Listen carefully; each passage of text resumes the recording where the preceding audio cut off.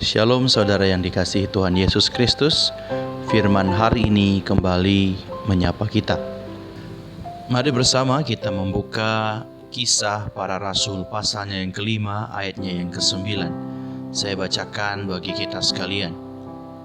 Kata Petrus, "Mengapa kamu berdua bersepakat untuk mencobai roh Tuhan? Lihatlah, orang-orang yang baru mengubur suamimu berdiri di depan pintu, dan mereka akan mengusung engkau juga keluar." Saudaraku, kisah yang terkenal mengenai Ananias dan Safira, sepasang suami istri yang binasa karena berbuat tidak baik dengan menggelapkan uang hasil penjualan ladang yang dipersembahkan kepada jemaat mula-mula. Alkitab dengan jelas menulis bahwa mereka berdua telah menipu Allah.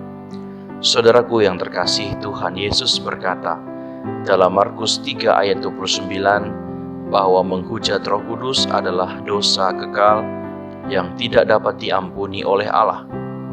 Menghujat Roh Kudus pada dasarnya adalah menolak mengakui keberdosaan kita sebagai manusia.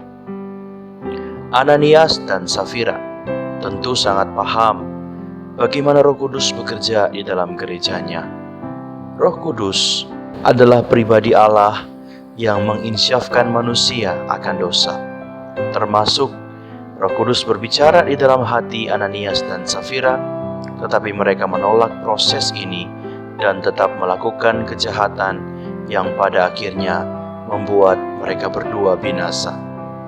Saudaraku, Allah bekerja dengan cara yang kita tidak pahami, tapi sangat jelas bahwa Ia tidak sangat ingin berkompromi dengan dosa.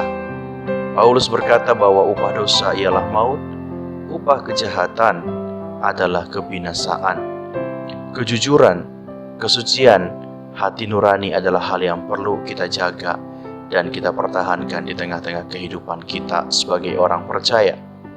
Dan ketika itu ada di kehidupan kita, baik pribadi maupun komunitas gereja, artinya kita hidup di bawah ketundukan penuh terhadap tuntunan Allah Roh Kudus. Saudaraku, mari kita menyelidiki kehidupan kita masing-masing. Apakah kita hidup dalam rohani yang jujur, dalam kehidupan yang tunduk di bawah tuntunan dan pimpinan Roh Kudus dalam hidup kita? Sudahkah kita menjauhkan hati dan nurani kita dari tipu daya yang jahat? Sudahkah kita menjauhkan hati kita untuk mencobai roh Allah? Kiranya Tuhan memberikan kita kekuatan dan Tuhan memberikan kita kemampuan untuk menyadari betapa berdosanya kita, dan kita hanya perlu untuk hidup di bawah tuntunan Roh Kudus yang menginsyafkan kita akan dosa dan kelemahan kita. Kiranya Tuhan Yesus memberkati. Mari kita berdoa.